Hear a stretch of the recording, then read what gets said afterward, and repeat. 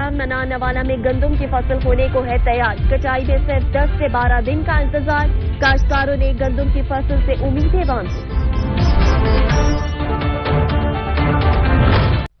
منا نوالا میں گندم کی فصل ہونے کو ہے تیار، کٹائی میں صرف 10 سے 12 دن کا ہے انتظار، کاشتکاروں نے بھی گندم کی فصل سے امیدیں باندھ لی ہیں۔ رپورٹ کریں گے میاں شیر محمد۔